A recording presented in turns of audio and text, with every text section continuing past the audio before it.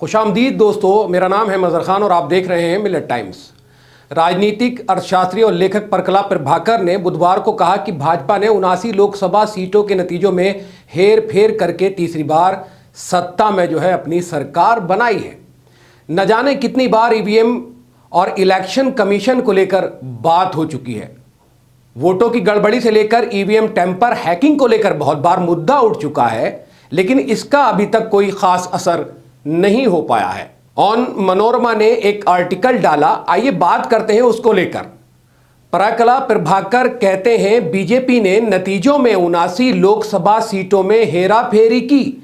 महाराष्ट्र स्थित नागरिक मंच वोट फॉर डेमोक्रेसी द्वारा किए गए एक अध्ययन का हवाला देते हुए, जिसमें इस साल की शुरुआत में हुए 7 चरणों के आम चुनावों में डाले गए वोटों और गिने गए वोटों के बीच भारी अंतर का विस्तार से विश्लेषण किया गया था। प्रभाकर ने कहा, प्रधानमंत्री नरेंद्र मोदी को सत्ता में बनाए रखने के लिए भाजपा ने चुनावी जनादेश चुरा लिया था। केंद्रीय वित्त मंत्री निर्मला सीतारमण के पति प्रभाकर एर्नाकुलम जिला कांग्रेस कमेटी डीसीसी कार्यालय में साबरमती अध्ययन केंद्र में एक व्याख्यान दे रहे थे।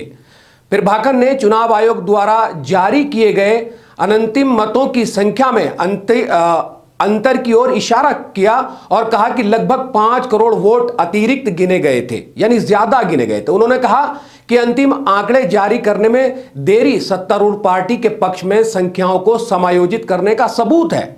उन्होंने कहा कि 1952 के बाद से देश के इतिहास में डाले गए वोटों के अंतिम और अंतिम आंकड़ों के बीच का अंतर कभी भी 1% से अधिक नहीं रहा है, जबकि 2024 में यह अंतर 12.5% था। उन्होंने कहा, उड़ीसा और आंध्र प्रदेश में 12.5% अतिरिक्त वोट आए।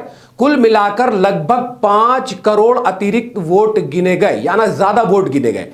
अपनी बात को पुख्ता करते हुए उन्होंने कहा कि चुनाव आयोग ने अभी तक दूसरे चरण के मतदान के दौरान किए गए वोटों के अंतिम आंकड़ों की घोषणा नहीं की है। उन्होंने कहा, आज भी दूसरे चरण के मतदान के आंकड़े घोषित नहीं किए गए हैं। हमें अभी भी नहीं पता कि कुल कितना मतदान हुआ और दूसरे चरण में भारत के लोगों द्वारा डाले गए वोटों का प्रतिशत कितना है।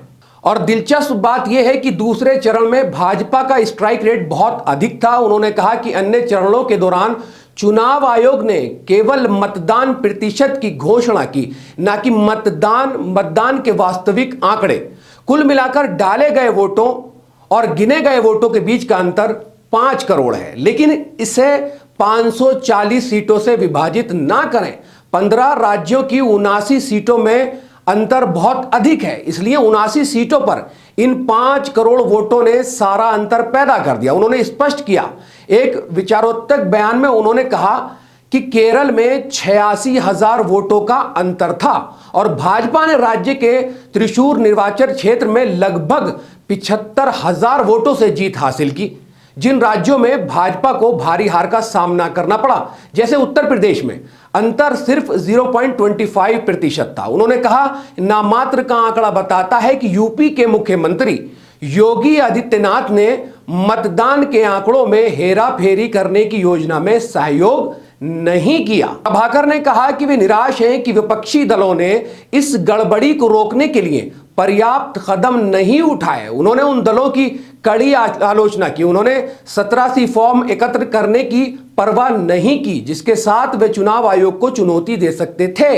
अगर राजनीतिक दल भी सामान्य नागरिक समाज संगठनों की तरह कड़ी मेहनत करते तो परिणाम बहुत अलग होते। उन्होंने आगे कहा कि मुझे ये कहते हुए दुख हो रहा है, राजनीतिक दलों ने पर्याप्त काम नहीं किया है। लोकसभा चुनाव के दौरान मतदाता मतदान के आंकड़ों की पारदर्शिता को लेकर चुनाव आयोग विवाद में फंस गया था। 22 मई को चुनाव आयोग ने सुप्रीम कोर्ट को सूचित किया कि वे अपनी आधिकारिक वेबसाइट पर फॉर्म 87 प्रकाशित नहीं कर सकता है, जिसमें प्रत्येक मतदान केंद्र पर डाले गए वोटों का विवरण होता है।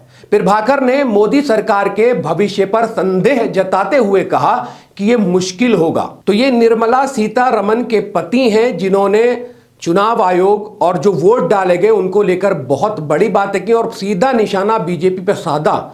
उनकी जो पत्नी है निर्मला सीतारमण, वो वित्त मंत्री हैं, फाइनेंस मिनिस्टर हैं और उन्हीं के हस्बैंड हैं प्रभाकर। उन्होंने जो है पूरा सिनेरियो जो एक प्रोग्राम में गए थे वहाँ उन्होंने जो स्पीच दी थी उस स्पीच में ये सारी चीज़ें मेंशन की और बताया कि 5 करोड़ वोटों का इतना बड़ा अंतर है जो कम से कम ऐसा लगता है कि बीजेपी ने 79 सीट पर हेरा फेरी करके तीसरी बार अपनी सरकार बनाई है। हो सकता है कि इससे बहुत सारे लोग जो है वो संतुष्ट हों या एग्री करें और बहुत सारे लोग होंगे जो इस बात से एग्री नहीं करना चाहेंगे, लेकिन हो कुछ भी सकता है क्योंकि देश में लगातार ईवीएम को लेकर मुद्दा उठाया जाता है, ईवीएम हैकिंग को लेकर मुद्दा उठाया जाता है, ईवीएम टैंपरिंग को लेकर मुद्दा उठाया जाता है और ये 5 करोड़ वोटों का जो ज्यादा होने की बात है ये भी बहुत बार इस पर बात हो चुकी है। तो ये प्रभाकर थे जिन्होंने पूरा एक नक्शा खींचा और मनोरमा जो एक वेबसाइट है उन्होंने ये आर्टिकल छापा था और उन्होंने उसमें ये लिखा, ये बताया कि ऐसा ऐसा प्रभाकर जी ने कहा है। अगर आपको ये वीडियो पसंद आई है तो वीडियो को लाइक कर दें, शेयर कर दें और वीडियो पे कमेंट्स करना बिल्कुल ना भूलें। इस वीडियो में सिर्फ इतना ही, नेक्स्ट वीडियो में फिर मुलाकात होगी इंशाल्लाह।